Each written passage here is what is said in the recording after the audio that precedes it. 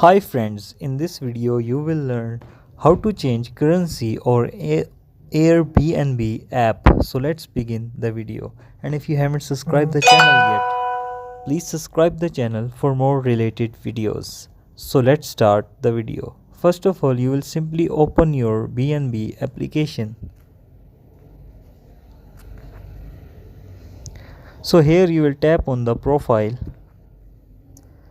So here you will scroll down and at the third option in the settings you will simply tap on payments and payouts. So at the top corner there is the option of a currency. You will simply tap on at the top corner and here you can select any of the currency. So we will select Saudi Arabian Real.